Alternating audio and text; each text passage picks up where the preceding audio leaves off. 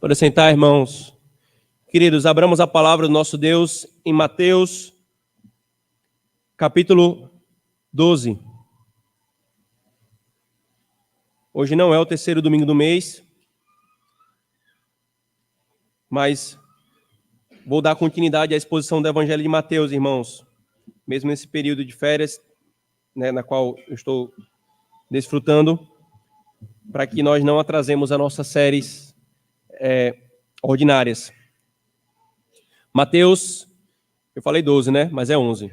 Mateus 11, versículo 25 ao versículo 27.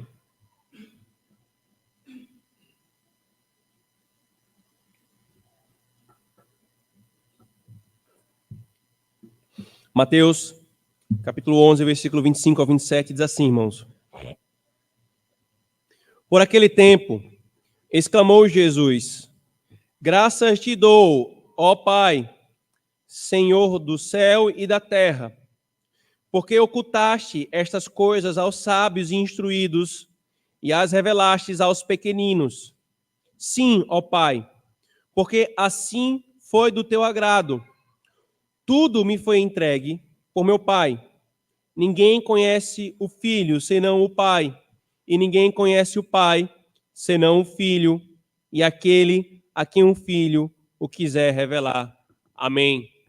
Oremos, irmãos, ao Senhor nosso Deus mais uma vez.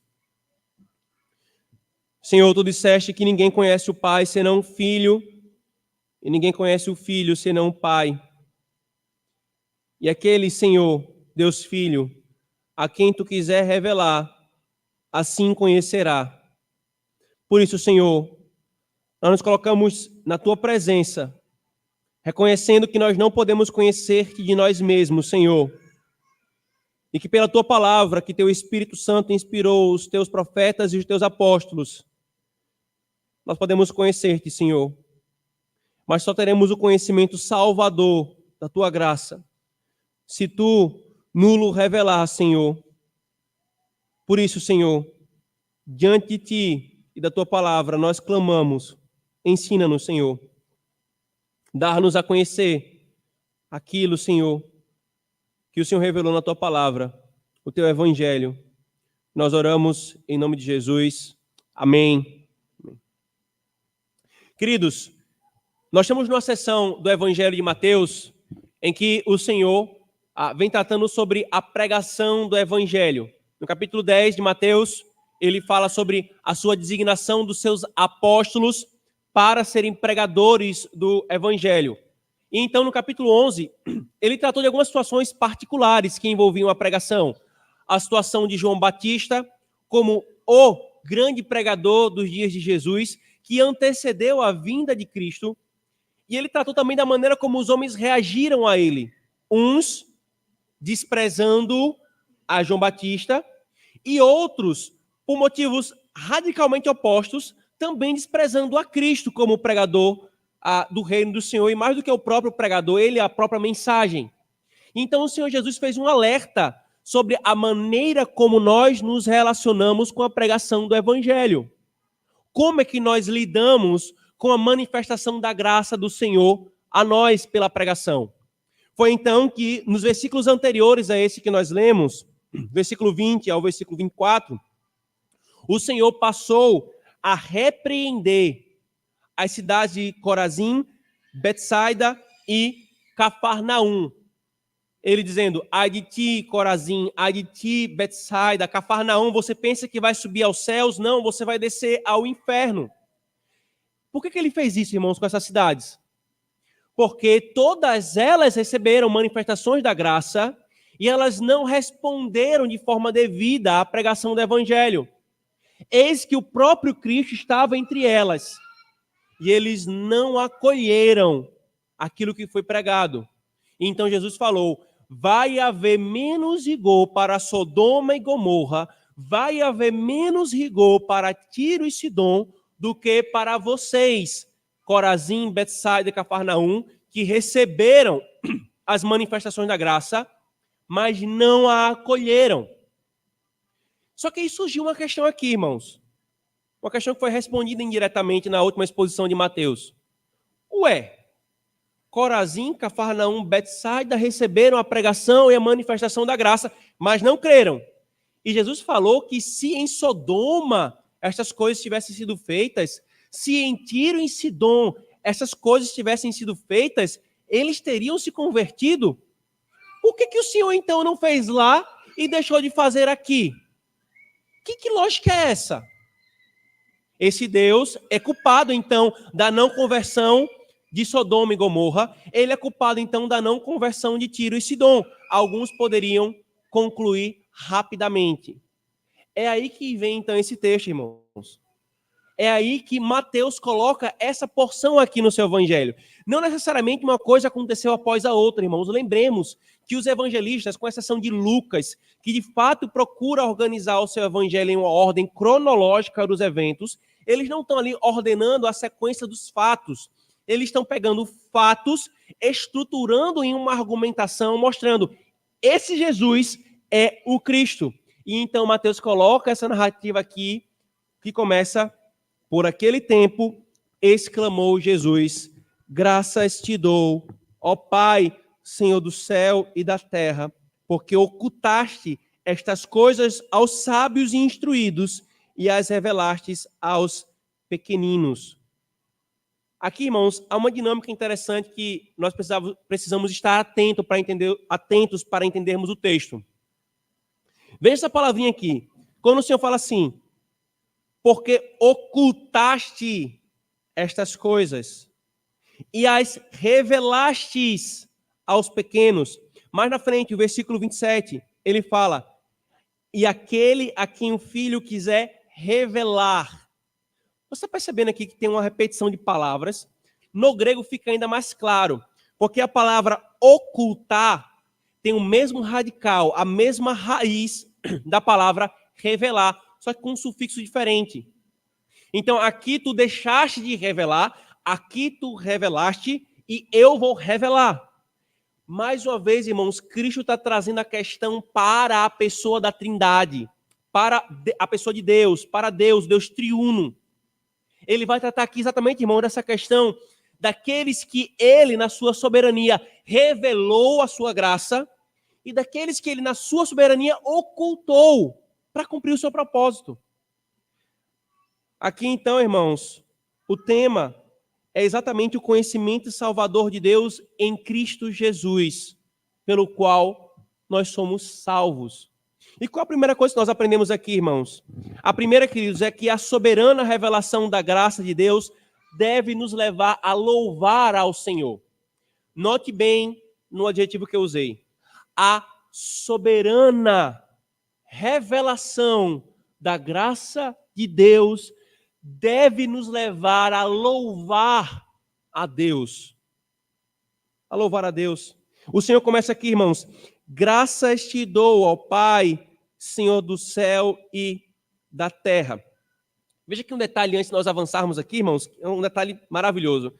Cristo fala, graças te dou, ó Pai, Senhor dos céus e da terra. O tempo todo, irmãos, a Escritura Sagrada faz essa relação entre o Deus triuno, que é Criador, também é o Redentor. E o Deus que é o Redentor é o Deus Criador.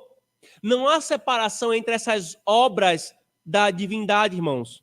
O Deus que cria é o Deus que redime, o Deus que redime é o Deus que cria. Nós não podemos separar uma obra da outra. Mas passando por esse detalhe aqui, irmãos, veja que o contexto anterior para essa expressão aqui de louvor, porque essa é uma expressão de louvor pública que Cristo está fazendo. Ela vem após Jesus falar sobre a destruição de 3 cidades que receberam a graça e não se converteram, e a destruição de outras cidades que não receberam a graça, mas que se talvez tivessem recebido, ele usou esse argumento, teriam se convertido, mas que serão condenadas também. E esse tipo de pensamento, irmãos, esse juízo declarado, preditado, dito antes, ele pode gerar uma inquietação no coração dos homens. Isso gera, irmãos. Isso gera rapidamente. Quantos não são, irmãos, que quando recebem a informação de que Deus vai derramar juízo sobre todo aquele que não crê, mas que em seguida recebe a informação de que ninguém pode crer se ele não conceder essa graça, de que só crerão os seus eleitos, os seus escolhidos, rapidamente se levanta com uma indignação, ou com uma perplexidade, ou com um assombro. Como assim? Essa é uma tentação que vem no nosso coração, irmãos. Eu quero dizer, deixar muito claro, uma tentação que não é justa. Ela é, em última análise, carnal. Ela pressupõe algo em nós, irmãos, em algo em Deus que é iníquo e blasfemo. Se eu fico estarrecido e assombrado com essa informação, é porque, irmãos, eu estou pressupondo que há algum grau de injustiça em Deus e há um grau de justiça em mim, um ser humano, um reles pó. Mas ainda assim, sabendo que isso é possível, o Senhor Jesus vem até nós e nos dá um padrão de reação, irmãos. Um padrão. Sem dúvida, nós poderíamos até dizer, por outras razões que não carnais, que até o nosso Senhor pode trazer isso no seu coração. Mas aqui, irmãos, Jesus não se entrega e nem valida qualquer reação blasfema, irmãos. Qualquer reação blasfema. Ele não age querendo satisfação do Pai. E nem nos encoraja a isso. Pegue satisfação com Deus. Que história é essa, Deus? Como é que o Senhor pode escolher alguns e não escolher outros? Como é que o Senhor pode dar o evangelho a uns e não dar a outros? Ele não apoia isso, irmãos. Ele também não valida a trilha de dizer Deus é injusto. Não, irmãos. Qual é o padrão da reação do Senhor diante dessa constatação que pode, por motivos raramente justos e por majoritariamente injustos, tomar conta do nosso coração? É o louvor. É a ações de graça. Graças te dou, ó Pai. Graças te dou, porque tu fizeste assim. E aqui nós aprendemos, irmãos, um padrão de reação que o Senhor quer que tenhamos diante de qualquer coisa que nos cause perplexidade por nossa limitação de criaturas. O padrão de reação é o louvor. Quando eu me deparo com a soberania infinita do Senhor, irmãos, diante da minha infinitude como criatura, a reação que eu tenho de ter é o louvor, a ação de graça. Aqui, irmãos, Cristo está tratando da doutrina da salvação. Aqui, irmãos, tem a ver com aqueles que vão ser salvos e que não vão ser salvos. Mas isso se aplica a qualquer área, querido. Quando nos acontece algo, também na soberania do Senhor, que nos dói e nós não entendemos, Ele não nos chama a entender todos os porquês e meandros por trás do que Ele está fazendo. A nossa reação não deve ser inquietação, indignação e uma perplexidade carnal. Tem de ser louvor. Graças te dou, ó Pai. Eu não entendo totalmente o porquê. Mas uma coisa eu entendo porque tu revelaste com clareza. Tu és bom. Tu és gracioso. Tu és misericordioso. Tu és sábio. Tu sabes o que fazes. A resposta, irmãos, diante daquilo que nós não entendemos e que pode nos causar perplexidade, não é blasfêmia, não é colocar Deus como réu e nós como juízes. Não, é louvar. O louvor vai aquietar o nosso coração colocando no seu devido lugar. Colocando no seu devido lugar. Eu lembro, irmãos, há uns 10 anos, na igreja que eu cresci, que eu congreguei, nós tivemos um pregador À época nós estávamos iniciando amizade, até hoje, amigo nosso, meu e dos presbíteros do conselho, reverendo Ronaldo Cadena. E numa das pregações ele falou algo que a reação foi assustadora de muitos na igreja. Ele falou: Deus vai ser glorificado com a condenação do ímpio que não se voltar para ele. Se o seu parente não se voltar para Cristo, Deus vai ser glorificado no inferno com isso. Rapaz, ao final do culto, pense num bafafá, num moído por causa dessa afirmação. Pessoas querendo tirar satisfação com o pregador do evangelho porque ele falou que Deus seria glorificado com a condenação daqueles que não se voltarem para Cristo.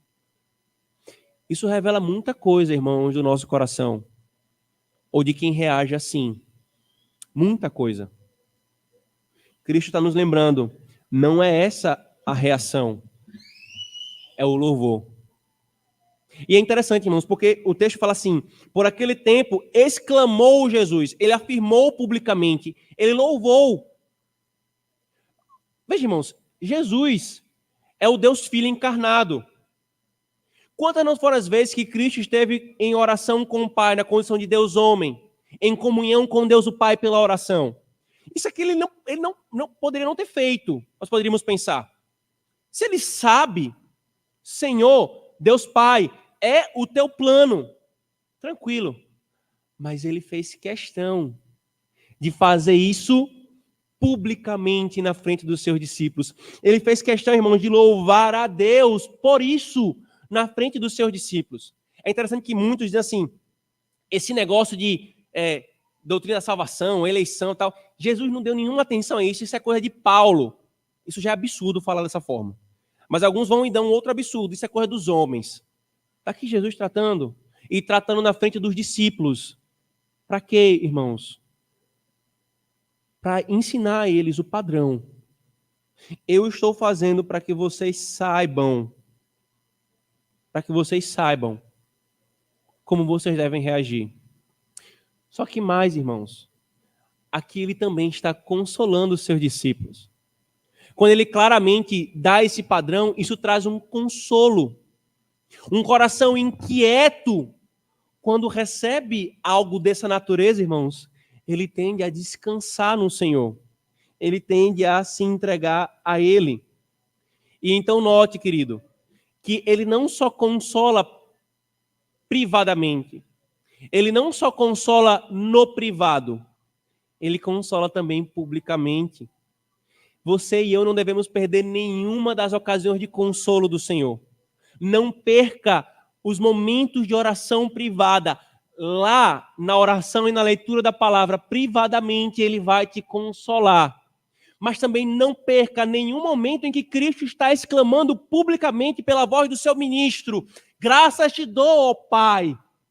Porque aqui ele também vai consolar o coração da sua igreja. Pode não vir diretamente para você, no seu nome, pela boca do ministro, mas vai vir diretamente para o seu coração, pela obra do Espírito. Porque o Espírito trabalha, irmãos, para consolar o seu povo com as consolações públicas que Cristo derrama sobre a sua igreja. Essa é a primeira coisa que nós aprendemos aqui, irmão, nesse primeiro tópico. Ainda, irmãos, aqui, o Senhor fala: por que ocultaste estas coisas aos sábios instruídos e as revelastes aos pequeninos? Veja que coisa, irmãos. Por que que Cristo está louvando a Deus? Porque ele ocultou estas coisas dos sábios e instruídos e as revelou aos pequeninos. Aqui, irmãos, está claramente essa dinâmica do ocultar e revelar. E como eu falei para a igreja no início, é basicamente a mesma palavra com pequenas mudanças no prefixo e no sufixo.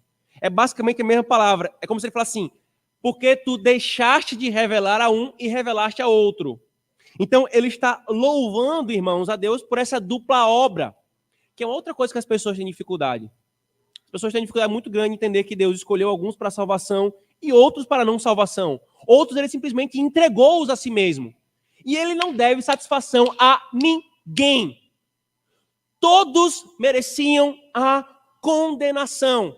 Ah, mas ele decretou todas as coisas. Sim, mas ele criou o ser humano como uma criatura moral, irracional e espiritual que vai prestar conta pelas suas ações. Eu não entendo toda a complexidade por trás dessas duas obras, mas a Escritura afirma as duas. Então, a primeira coisa que tem que fazer é entregar o louvor a Deus e reconhecer: Senhor, eu afirmo porque a tua palavra afirma, e eu me entrego ao Senhor, porque o Senhor é certo e verdadeiro em tudo o que o Senhor diz. E diz com clareza: eu oculto de alguns, eu revelo a outros. Eu oculto de alguns e eu revelo a outros. Como na dinâmica que ele faz com o faraó, irmãos. O faraó, a Escritura diz, e Deus endureceu o seu coração. E a Escritura diz, e faraó endureceu o seu coração. Ele não quis dar a faraó a manifestação da sua graça, da sua glória. Antes, ele ocultou dele e entregou ele a ele mesmo, no qual ele endureceu o seu coração. O mesmo sol, irmãos, que pode amolecer um barro, ele pode endurecer a argila, o mesmo barro, para tornar um coração duro. Aqui, irmãos, Cristo está louvando a Deus pelas duas obras. Por ocultar e por revelar. Revelar o quê? O texto diz, estas coisas. Essas coisas está fazendo referência a tudo que ele falou até aqui, irmãos. A manifestação da graça, o evangelho, a sua obra, tudo. Mas quem é que é ocultado ou recebe essa obra de ocultamento e quem é que recebe a obra de revelação? Cristo chama de os sábios e instruídos são os que são ocultados, ou melhor, que não recebem a revelação. E os pequeninos são aqueles que recebem. Quem são esses, irmãos? Os sábios e instruídos e os pequeninos. Aqui, irmãos, a gente precisa fazer uma clara separação para que não haja confusão na compreensão desse texto. O Senhor não está dizendo aqui, queridos, que todo aquele que tem doutorado, mestrado, que é sabido, que é letrado, não recebeu a revelação do Evangelho. Não é isso. No meio dos discípulos do Senhor, nas Escrituras Sagradas, inclusive, você tem homens muito cultos. Quer ver um exemplo? Talvez um dos maiores exemplos? Paulo. Paulo era um homem profundamente versado nas leis de Roma, nas leis dos judeus, na Escritura Sagrada. Paulo sabia hebraico, latim e grego. Paulo era um homem profundamente culto. Quer ver um outro exemplo no Antigo Testamento? Isaías. Um homem profundamente culto. Mas o Senhor também teve pescadores. Ele teve como profetas pastores de ovelha. A questão não é essa. Então, é algo mais preciso aqui, mais profundo, irmãos. Quem são esses instruídos? Esses instruídos e sábios, irmãos, a quem o Senhor não revela a sua graça, são aqueles que a Escritura chama em outro lugar de os sábios segundo o mundo. Aqueles que pensam que sabem das coisas da vida. Venha comigo, por favor, para 1 Coríntios, só para você ver esse padrão da Escritura Sagrada. 1 Coríntios, capítulo 3, versículo 18.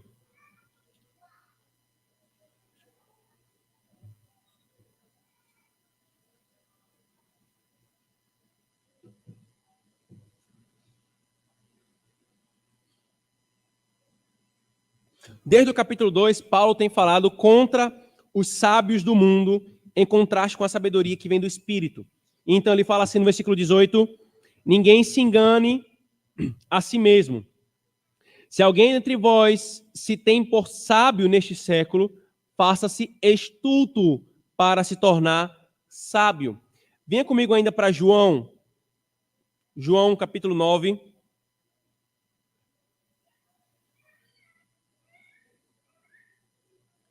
Quando Jesus cura o cego de nascença, irmãos, um texto cujo entendimento está associado ao conhecimento, aquele que não via, isto é, que não conhecia, passou a ver. E aqueles que viam, isto é, que pensavam que conheciam, são tratados como cegos. Veja o que o Senhor fala, versículo 41. Vamos ler o 40 e o 41. Alguns dentre os fariseus que estavam perto dele perguntaram-lhe: acaso também nós somos cegos? Respondeu-lhe Jesus: se fosseis cegos, não teríeis pecado algum. Mas porque agora dizeis, nós vemos, subsiste o vosso pecado. Porque vocês acham que sabem, é que vocês, então, não só são cegos, como o pecado de vocês é mais grave. Agora vem para Provérbios. Último texto, Provérbios, capítulo 3.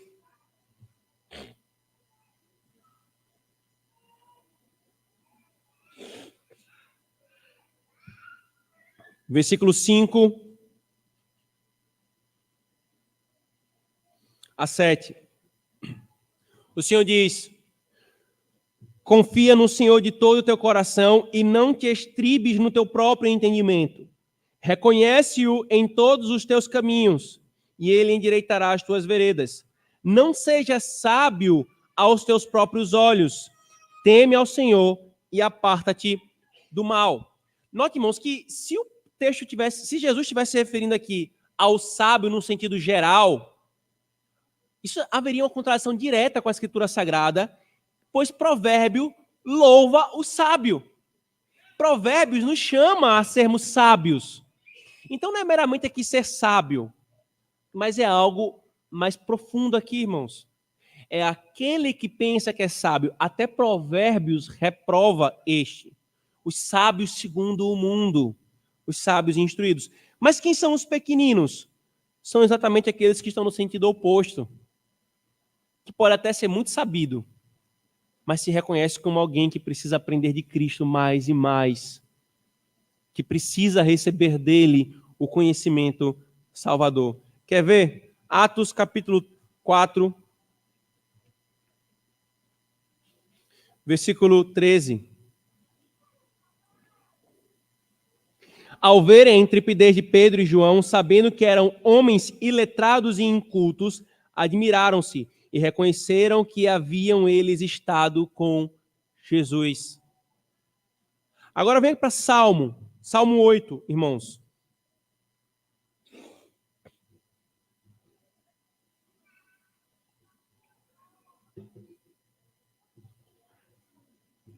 Salmo 8. Veja, por favor.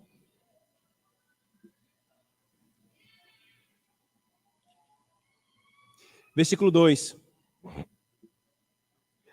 Da boca de pequeninos e crianças de peito suscitaste força por causa dos teus adversários, para fazeres emudecer o inimigo e o vingador. Portanto, queridos, o Senhor está deixando claro o que são sábios e os que são os pequeninos. Mas ainda, irmãos, tem uma razão aqui. Por que Jesus faz isso com os seus discípulos?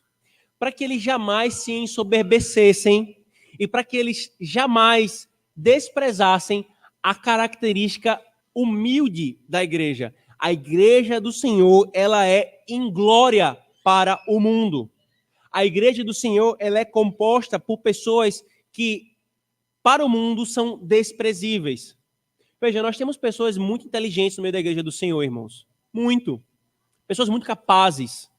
Mas se na humanidade, de uma forma geral, pessoas instruídas já é uma quantidade menor, isso no meio da igreja do Senhor, irmãos, é ainda menor comparado com aquilo que o mundo tem como padrão de instruído. É por isso que o mundo despreza os crentes como se eles fossem tolos, burros. Porque para o padrão de sabedoria do ímpio, a igreja é uma criança. Mas para o Senhor, ele diz, eu escolhi as coisas fracas do mundo para reduzir a nada as que são fortes aos olhos do mundo. Esse padrão é assim, irmãos, para exaltar a graça e a misericórdia do Senhor. E ele está falando isso aos seus discípulos para isso. Não se ensoberbeçam. Não desprezem esse aspecto humilde e inglório para o mundo da minha igreja. Porque esse é o padrão da minha revelação. Eu não revelo aqueles que pensam que sabem. Eu me revelo àqueles que reconhecem que não sabem nada e precisam de mim. E daqui então, irmãos, nós temos duas aplicações importantes. A tolice de quem acha que pode conhecer a Deus ou conhecê-lo por sua própria capacidade ou escolha. Texto como esse, irmãos, deixa claro. Eu oculto de quem eu quiser ocultar.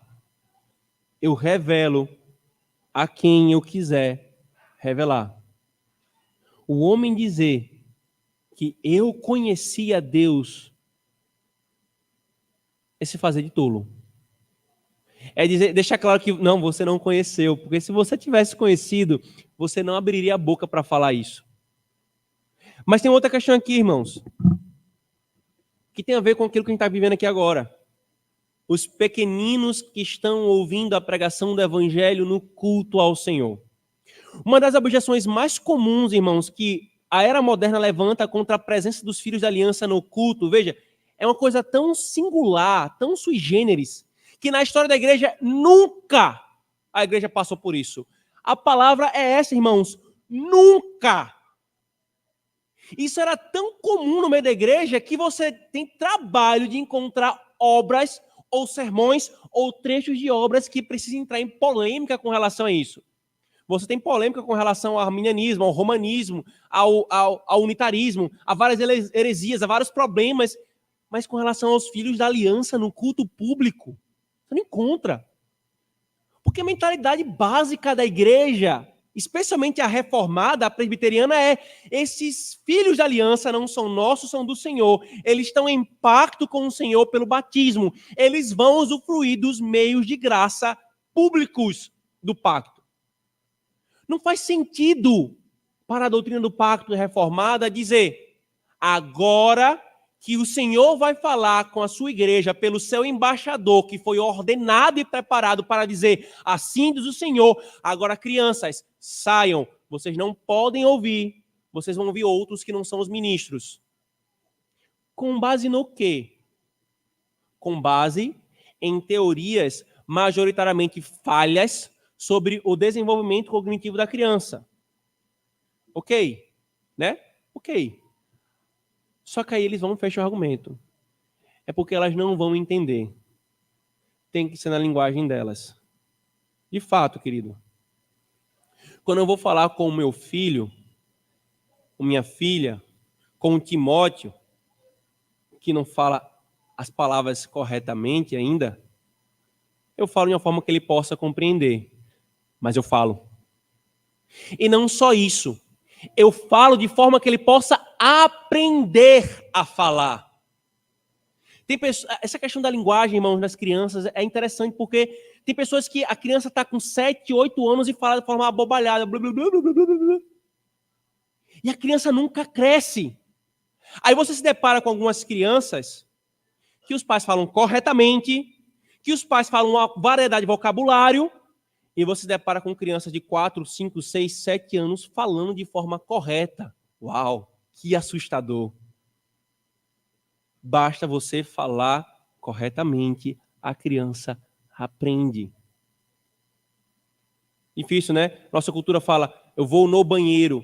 Mas esse não é o português bem dizido. Eu vou ao banheiro.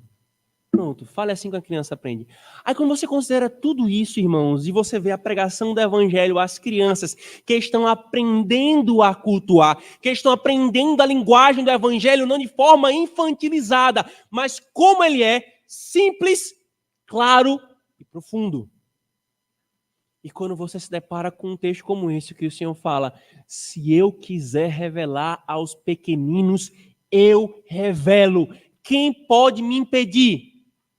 Aí você percebe o quão ridícula é a objeção e a insistência das crianças não estarem num culto. O Espírito sopra onde quer, para onde quer. Há doutores que ouvem a pregação do Evangelho vez após vez e não se curvam a Cristo. Mas há crianças que ouvem a pregação do Evangelho e entendem ele com simplicidade e clareza e se voltam para Cristo. Porque não é uma questão de mera capacidade cognitiva. Não. É de revelação espiritual da parte de Cristo. Ora, irmãos, Deus trabalha em nosso coração domingo após domingo, pregação após pregação, culto após culto, de forma silenciosa. Às vezes a gente nem percebe. Quando a gente olha para um montante maior de um ano, você olha para trás e fala assim, como Deus mudou a minha vida. Como Deus mudou a minha maneira de pensar. Simplesmente porque você foi exposto à pregação e à revelação do Evangelho. Quanto mais ele não pode fazer com as crianças. Eu poderia aqui, irmãos, passar a manhã inteira falando de vários causos das crianças aqui da nossa igreja. Vários causos que empiricamente reduzem a nada a insistência e a resistência de muitas igrejas de colocar as crianças onde elas devem estar, ouvindo a pregação do Evangelho no culto público. Mas como esse não é o foco, eu preciso apenas afirmar isso aqui, irmãos. Cristo revela o seu Evangelho aos pequeninos de entre os adultos e aos pequeninos de entre os pequeninos, literalmente. O homem, irmãos, pode desvendar os mistérios da natureza. E até para isso ele precisa de Deus. Mas ele pode desvendar os mistérios da natureza. Ele não pode desvendar os mistérios do reino de Deus. Ele precisa que Deus revele.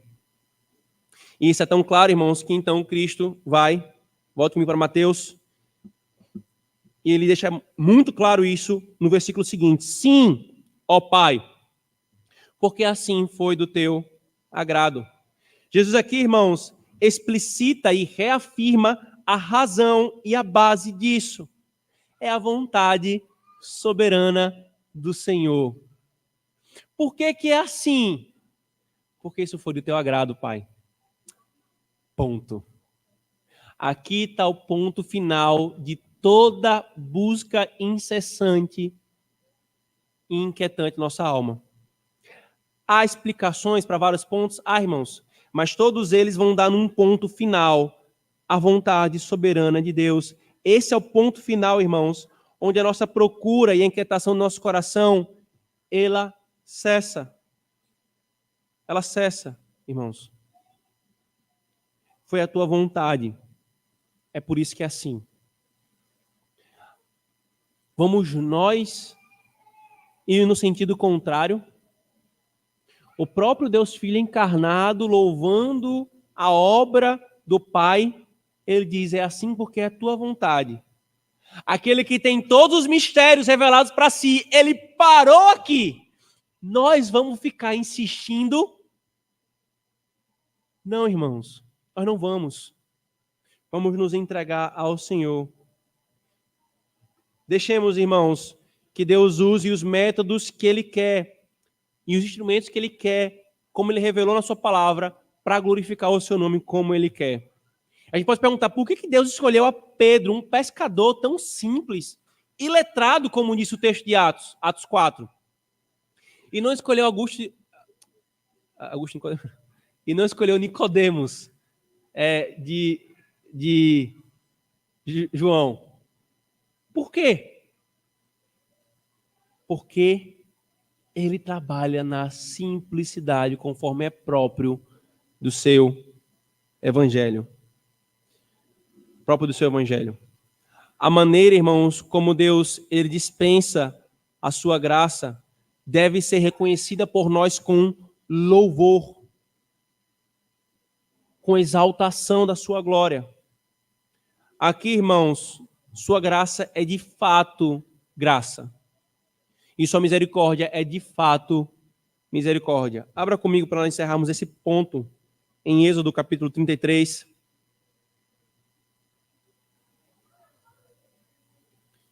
Versículo 19.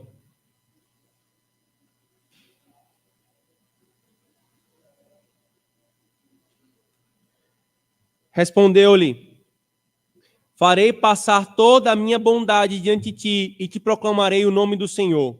Terei misericórdia de quem eu tiver misericórdia e me compadecerei de quem eu me compadecer.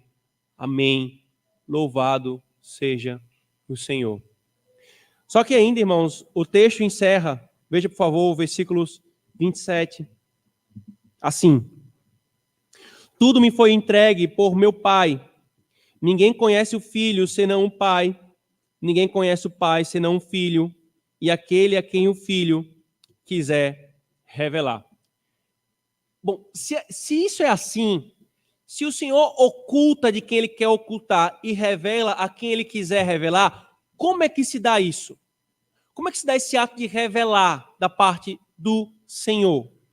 E aí, irmãos, Cristo vai e traz a questão para si. Como tudo na Escritura Sagrada volta-se para Cristo. Ele fala: Deus me colocou na posição de mediador e me entregou tudo. Deus o Pai, como nós meditamos no final de semana passada, irmãos, no pacto eterno, a Trindade, as pessoas da Trindade, o Pai e o Filho entram em pacto juntamente com o Espírito como testemunha e selo desse pacto, dizendo: nós vamos operar uma obra de redenção. O Filho vem como mediador, o Pai conduz então essa obra da redenção e o Pai entrega tudo ao Filho na condição de mediador. Cristo, irmãos, ele é dono de tudo, porque ele é o Senhor Javé. Na condição de Deus, ele já é possuidor de tudo.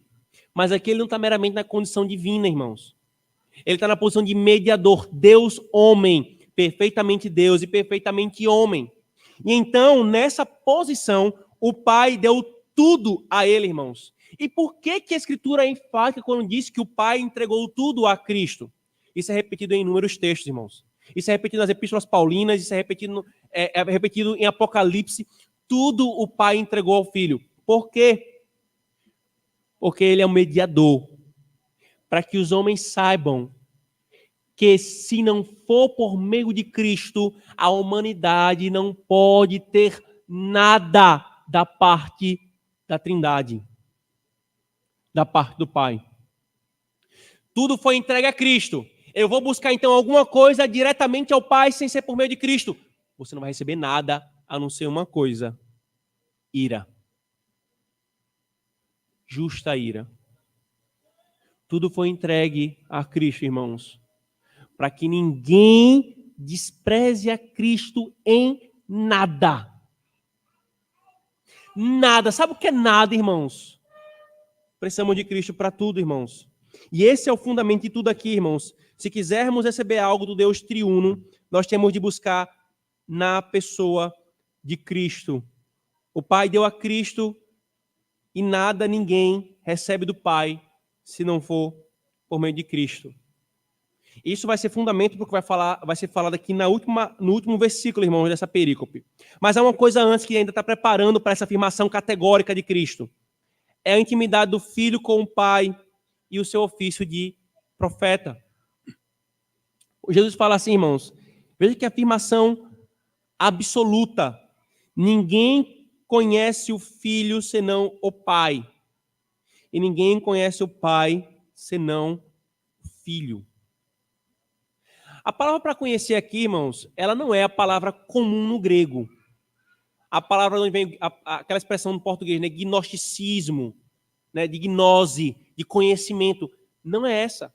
Tem essa expressão na raiz dela, mas é uma palavra, irmãos, cuja construção ela denota um conhecimento mais familiarizado, mais íntimo, mais próximo. Um conhecimento, como nós já explicamos para a igreja inúmeras vezes, um conhecimento experiencial, infinito e profundo.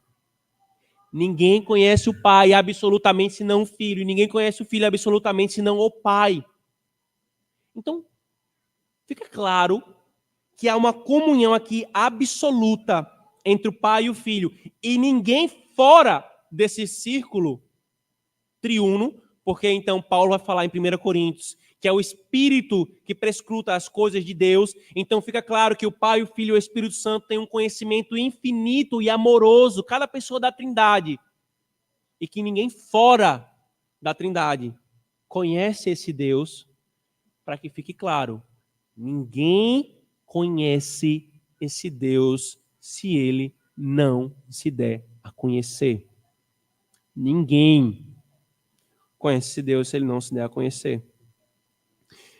E aqui vem, irmãos, a importância do conhecimento salvador de Deus.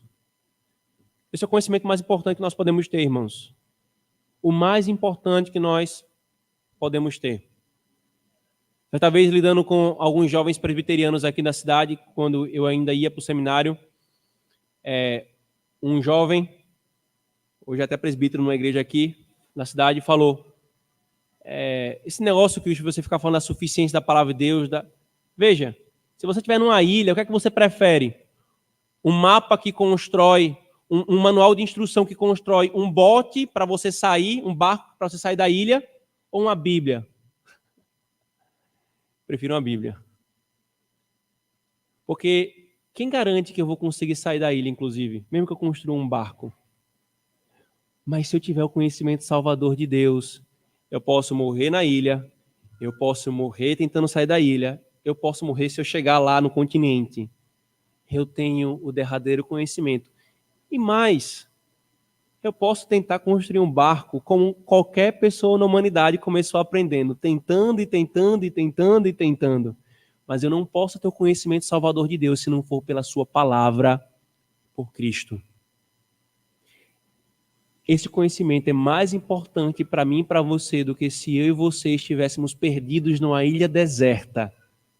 É o conhecimento da palavra de Deus. É o conhecimento salvador de quem Deus é. Mas, curiosamente, irmãos, nós damos pouca importância a esse conhecimento. Pouca. Já falei para os irmãos, era para sempre os 2 cultos públicos na nossa igreja estarem lotados, pulando pelas janelas aqui de irmãos. E essa igreja tem menos cadeiras, inclusive, do que membresia. Muitas vezes é, de fato, um impedimento de saúde, algum empecilho de fato. Mas, às vezes, não, irmãos. É desprezo mesmo pelo conhecimento salvador.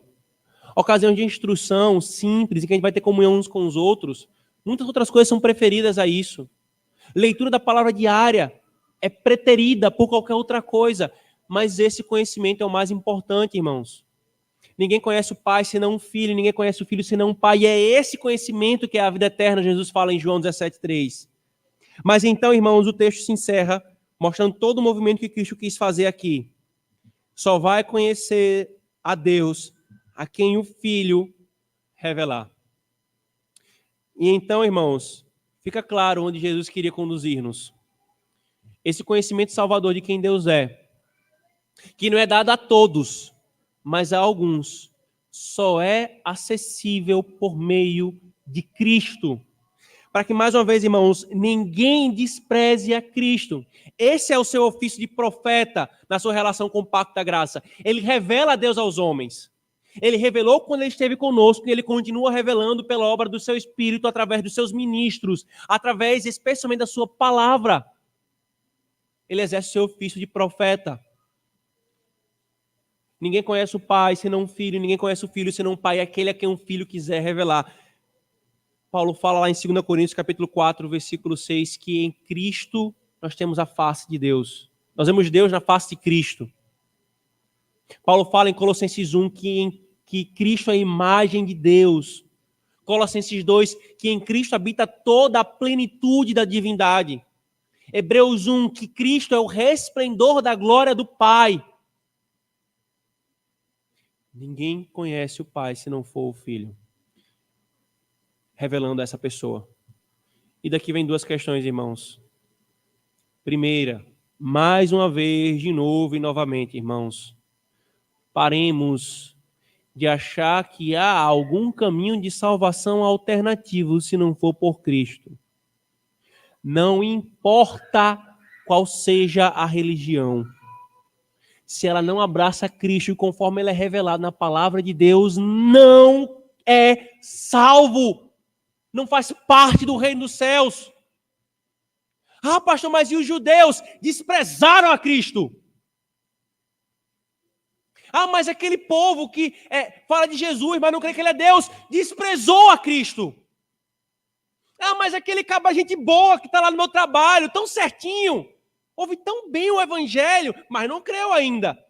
Desprezou a Cristo. E os humanistas desprezou a Cristo. Tudo me foi entregue por meu Pai, para que ninguém busque nada fora de Cristo. Ninguém conhece o Pai senão o Filho, e aquele a quem o Filho quiser revelar, para que ninguém busque conhecimento salvador se não for apenas por meio de Cristo. Não importa, irmãos, quais caminhos os homens tomem, Deus colocou apenas só um. Ele constituiu como seu rei o seu ungido só um. Ele disse que havia apenas um caminho para ele aberto, chamado Cristo. Paremos de abrir a boca para diminuir Cristo em favor de qualquer religião desprezadora de Cristo.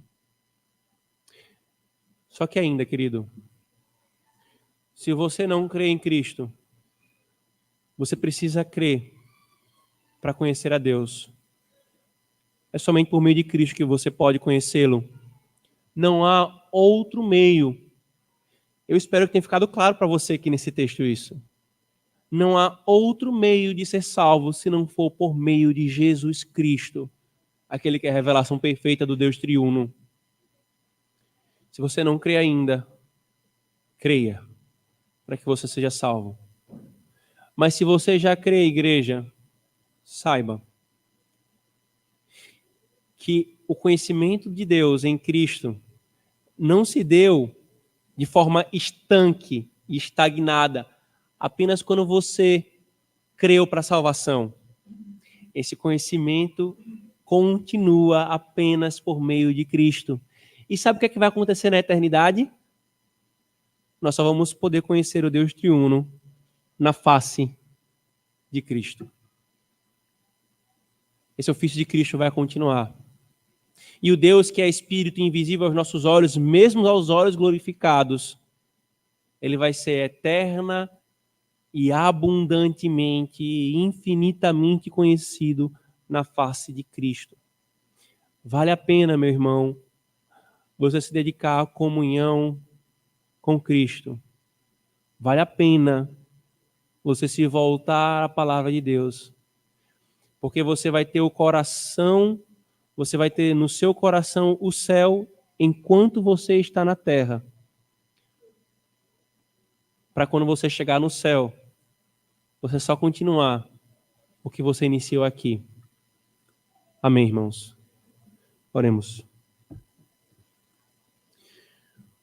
Senhor, nós te louvamos, Senhor. Graças te damos, ó Pai, Senhor do céu e da terra, porque ocultaste estas coisas aos sábios e instruídos e as revelaste aos pequeninos, Senhor. Sim, ó Pai, porque assim foi do teu agrado, porque tu entregaste tudo ao teu Filho, Jesus. E ninguém conhece o Filho senão o Pai, e ninguém conhece o Pai senão o Filho, e a quem o Filho quiser revelar. Nós te damos graças, Senhor. Porque se te conhecemos pela tua palavra, é porque fomos alvos da tua misericórdia, Senhor. Nós te louvamos, Deus Filho, que encarnou em nosso favor e exerce seu ofício de profeta, ensinando-nos e revelando-nos o conhecimento salvador do Deus triuno. Ó Senhor, que nosso coração sempre veja esse conhecimento salvador. Que aqueles que não te conhecem, Senhor, tenham os olhos abertos por ti, segundo a tua vontade. Nós oramos, Senhor, em nome de Jesus. Amém.